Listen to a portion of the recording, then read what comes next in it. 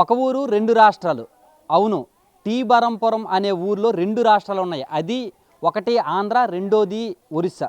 ఇప్పుడు నేను ఏదైతే ఉన్నానో ఈ రోడ్డు అనేది ఈ ఊరికి ఈ ఊరిని రెండు రాష్ట్రాలుగా విభజిస్తున్నటువంటి పరిస్థితి. మనం ఇక్కడ చూసుకున్నట్టయితే ఇటువైపు రామాలయం ఏదైతే ఉందో ఇది ఆంధ్ర ప్రాంతం.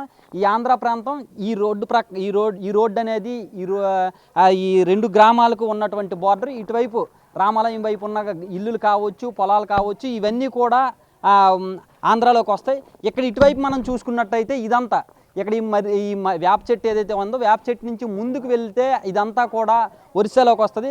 ఇంకా విచిత్రంగా మనం చూసుకున్నట్టయితే ఇక్కడ రెండు ఇల్లులు ఒకటే గోడ. ఈ రెండింటికి కూడా ఒకటే గోడ. ఈ గోడనే హద్దుగా చేసుకొని ఈ రెండింటి ఇళ్ళని నిర్మించినటువంటి పరిస్థితి. కానీ ఈ ఇల్లు ఏదైతే ఉందో, ఇప్పుడు నేను చూపిస్తున్నటువంటి ఇల్లు ఏదైతే ఉందో ఈ ఇల్లు అనేది ఆంధ్రాలోకి వస్తుంది. ఇక్కడ ఉన్నటువంటి ఈ ఇల్లు అనేది ఒరిస్సాలోకి వస్తుంది. చాలా విచిత్రం, చాలా రేర్గా ఇటువంటి పరిస్థితులు కనిపిస్తూ ఉంటాయి. అసలు మళ్ళీ ఇంకెక్కడ చూసుకున్నట్టయితే ఇది ఏదైతే ఆంధ్ర ప్రాంతం ఉందో, ఆంధ్ర ప్రాంతం తర్వాత ఈ రోడ్డు పక్కన ఇటువైపు ఏదైతే ఉందో ఇది ఒరిస్సా ప్రాంతం ఏదైతే ఉందో, మళ్ళీ ముందుకు వెళ్ళిన తర్వాత మళ్ళీ ఆంధ్ర ప్రాంతం అనేది ఉంది. అంటే మధ్యలో ఒరిస్సా ప్రాంతం అనేది ఉంది.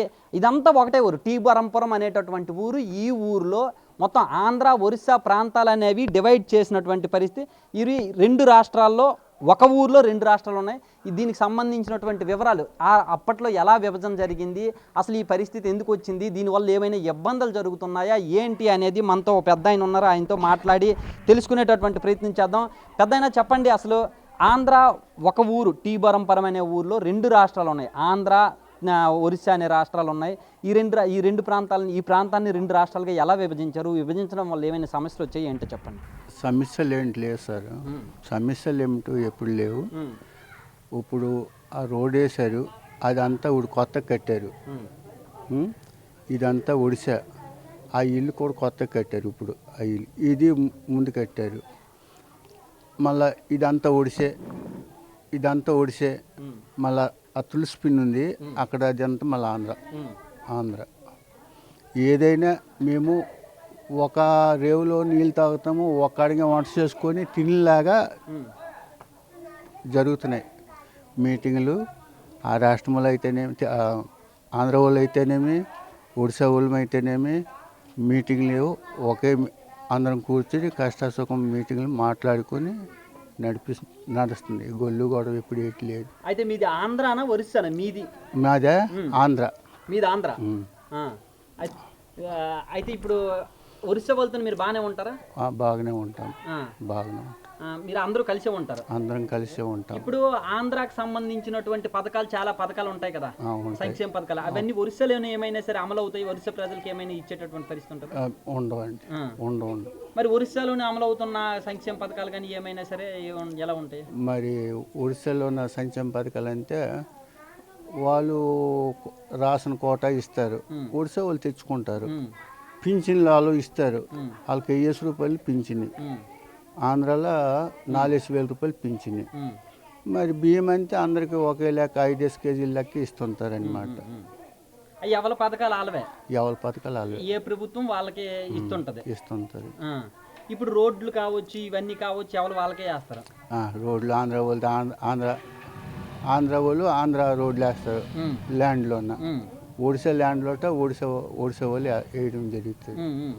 మరి చుట్టారకం, బందారకం ఇవన్నీ అన్ని కలిసి మలిసే ఉంటాయి. చుట్టారకం, బందారకం. మరి టీ బరంపురం అంటే ఈ టీ బరంపురంలోని ఎక్కువ మంది ఒడియా మాట్లాడతారా లేకపోతే తెలుగు మాట్లాడతారా? ఎక్కువ తెలుగు వాళ్ళం కాబట్టి తెలుగు మాట్లాడుతాం. అయితే ఇది పూర్వం ఆంధ్రప్రదేశా ఒరిస్సానా? పూర్వం ఆంధ్రప్రదేశ్. మరి అప్పుడు ఎందుకలాగా ఒరిస్సా ఒక ఊరిని రెండు ముక్కలుగా ఎందుకు విభజించారు, రెండు రాష్ట్రాల్లోనే ఎందుకు విభజించారు? ఎప్పుడు ఇంచుమించు 70 సంవత్సరాల క్రితము సర్వీ వచ్చింది. ఇది బిట్లు తీశారు. బిట్లు తీయగన్నా ఇది ఒడిశాలు చెందింది, అది ఆంధ్రాలు చెందింది. అప్పుడు మా ఊర్లో సర్పంచ్ ఉండేవాడు, 30 సంవత్సరాలు ఏలుబడి చేశాడు. పోటీ లేకుండా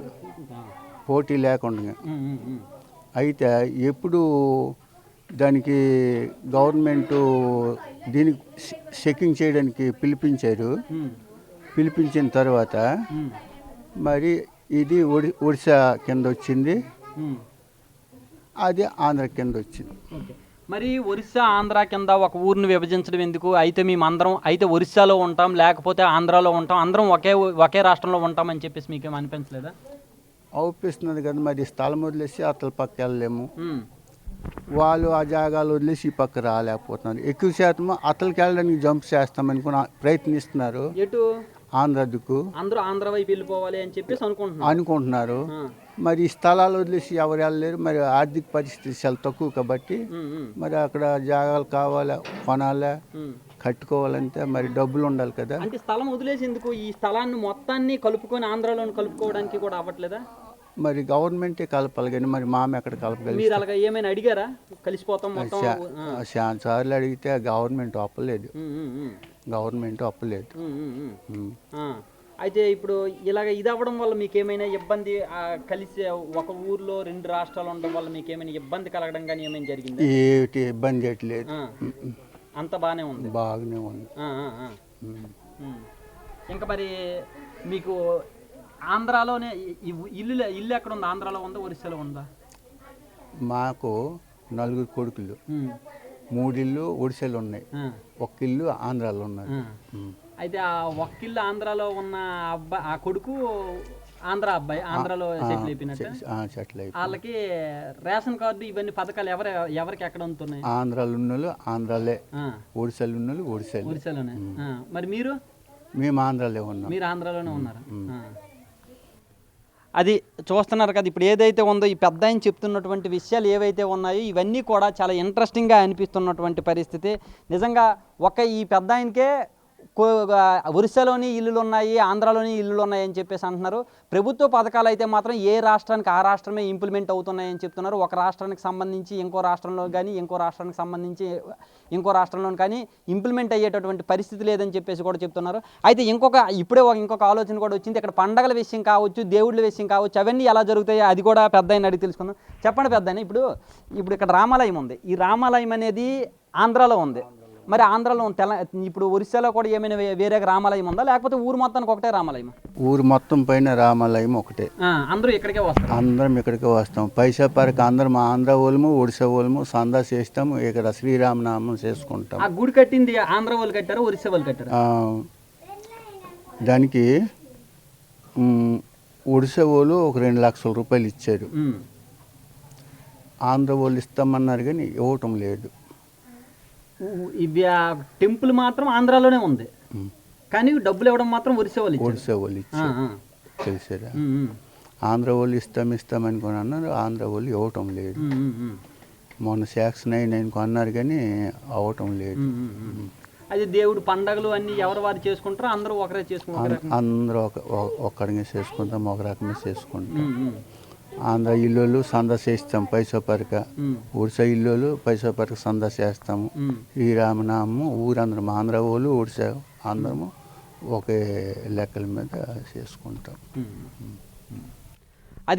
అది కూడా చూస్తున్నారు కదా. ఇప్పుడు ఒక పరిపాలనా పరంగా మాత్రమే ఆంధ్ర ఒరిస్సా విభజన జరిగింది. వాళ్ళకి మా పథకాల విషయంలోనే వాళ్ళకి ఇంప్లిమెంట్ అవుతున్నాయి తప్ప పండగల విషయం కావచ్చు, లేకపోతే మానసికంగా కావచ్చు, మేమందరం కలిసే ఉన్నాం.